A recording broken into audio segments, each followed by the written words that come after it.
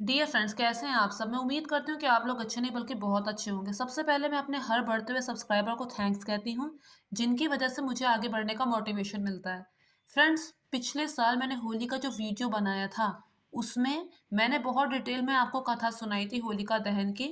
हम में से अधिकांश लोग उस कथा को जानते हैं, लेकिन अधिकांश लोग ऐसे भी होंगे जो उस कथा को नहीं जानते होंगे।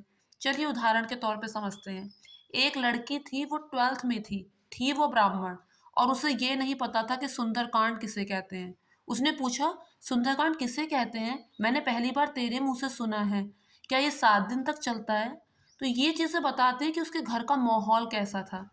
चलिए दूसरा उदाहरण लेकर चलते हैं। एक मैडम थी, उनका बच्चा जो था 7th 8th में था, मतलब वो अच्छी खासी एज की थी। वो भी ब्राह्मण थी। अक्सर उनके मुंह से यही बखान सुनने को मिलता था, आज मेरा इस चीज का फास्ट है, आज मेरा उस चीज का फास्ट है, आज के दिन में प्याज नहीं खाती, आज के दिन में लहसुन नहीं खाती।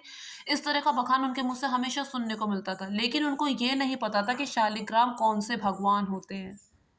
चलिए एक तीसरा उदाहरण लेकर चलते हैं, और वो उदाहरण आप सभी जानते हैं। कौन बनेगा करोड़पति में सोनाक्षी सिन्हा एक बार आई थी। उसे ये तक नहीं पता था कि संजीवनी बूटी कौन लेकर आया था, किसके लिए लेकर आया था। तो किस दिशा में जा रहे हैं हम लोग कि हमारी संस्कृति के विषय में किसी को कुछ अता पता नहीं है। क्यों नहीं अता पता है? क्योंकि उनकी पुरानी जनरेशन को ही कुछ नहीं पता होता, और अगर पता होता भी है तो वो संस्कार वो अपने बच्चों में डाल नहीं पाते। तो इतना ज़्यादा अनभिज्ञ नहीं होना चाहिए और इतना ज़्यादा मूर्ख भी नहीं होना चाहिए।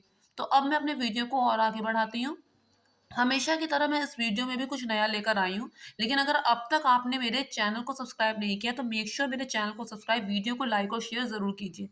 अपने पिछले शॉर्ट वीडियो में मैंने आपके साथ गुजिया मेकिंग शेयर की थी। मैंने बहुत मेहनत की थी, अकेले बनाई थी। और उससे पहले वीडियो में मैंने एक छोटा सा प्यारा सा ब्यूटीफुल सा वॉल डेकोर आपके साथ शेयर किया था, जो टोटली वेस्ट वेस्ट सामान से बना है।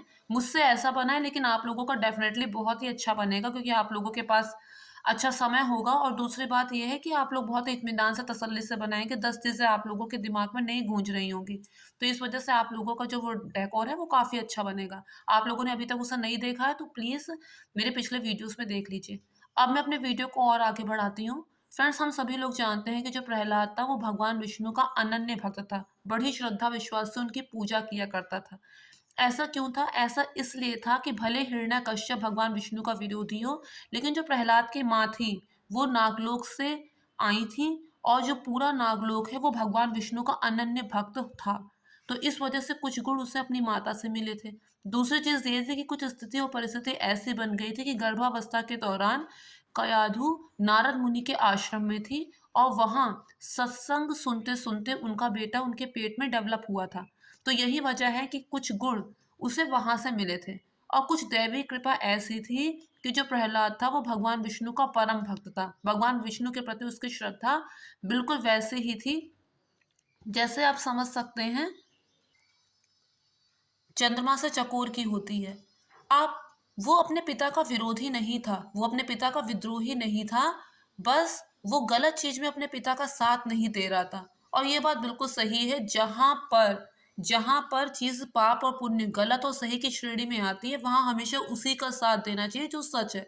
कई बार लोग रिश्ते निभाने के चक्कर में, कई बार लोग अपना पराया देखने के चक्कर में, या फिर अपने स्वार्थवश झूठी गवाही और झूठे लोगों का साथ देने में उतारू हो जाते हैं, तो वो अपना भविष्य खुद ही खराब कर रहे हैं। आज नहीं तो कल ये चीज़ें उनके सामने ज़रूर आएँगी, समय उन्हें बता देगा। तो चलिए अब वीडियो में और आगे बढ़ते हैं। हिरण्यकश्यप भगवान विष्णु का कट्टर विरोधी था।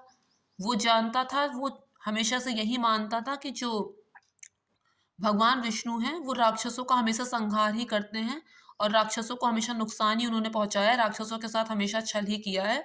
वो देवताओं के शुभ चिंतक हैं, ऐसा उसका मानना था।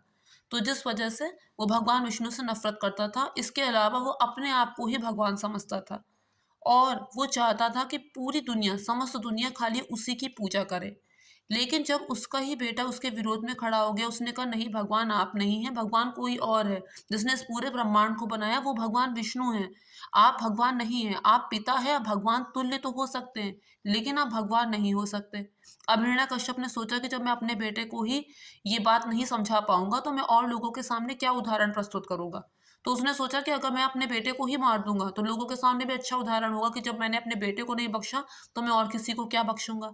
इस वजह से उसने तरह-तरह के हथकंडे अपनाए उस अबोध नन्हे बालक को मारने के लिए।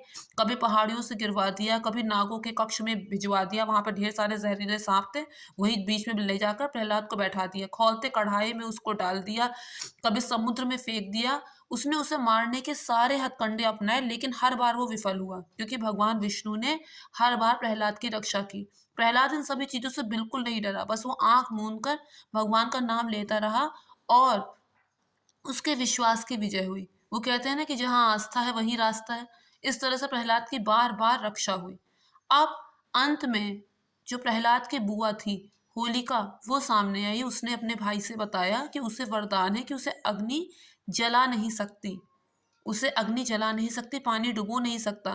तो ये तय हुआ कि वो प्रहलाद को गोद में लेके अग्नि में बैठ जाएगी और फिर बाद में वहाँ आग लगाती जाएगी।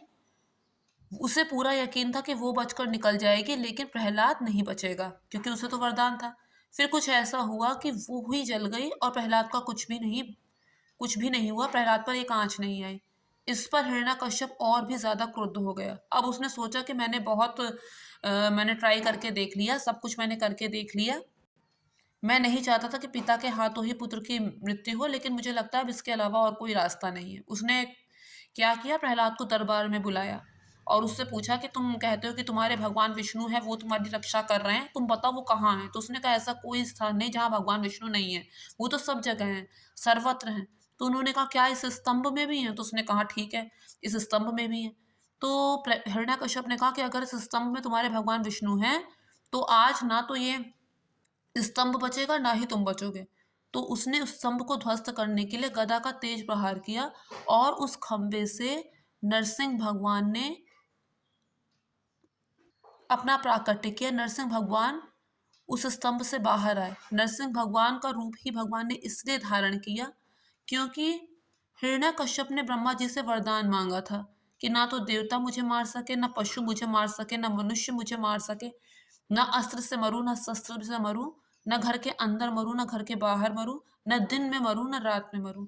तो इस वजह से भगवान का आधा शरीर जो था वो सिंह का था और आधा शरीर जो था उनका मनुष्य का था, जिस वजह से उन्होंने नरसिंह अवतार लिया। इसके बाद उसे ना अस्त्र से मारा, ना शस्त्र से, अपने नाखूनों से मारा। दूसरी चीज उसने कहा था कि ना दिन में मरूं ना रात में, इसलिए उस समय संध्या का समय था। कहा ना अंदर मरूं ना बाहर मरूं, तो भगवान ने घर की दहलीज में, दहलीज जो थी, उस महल की जो दहलीज थी, वहां पर उसको मारा। इस तरह से हिरण्यकश्यप का संहार हो गया। जिस दिन होलिका दहन हुआ था, उसके अगले दिन रंग खेल के नगरवासियों ने होली मनाई, बुराई की अच्छाई पर अच्छाई की बुराई पर विजय का प्रतीक थी। प्रहलाद के ही कारण हिरण्यकश्यप, जिसने जीवन भर करोड़ों पाप किए, वो अंत में वैकुंठ धाम में गया, केवल प्रहलाद के कारण। तो ये थी होलिका दहन की कथा और प्रहलाद की पूरी कथा। मैं उम्मीद करती हूँ आप लोगों को मेरा वीडियो पसंद आया होगा। अगर आप लोगों के कोई सजेशन है तो मेक श्योर मेरे चैनल को सब्सक्राइब, वीडियो को लाइक और शेयर जरूर कीजिए। Thank you friends, thank you so much.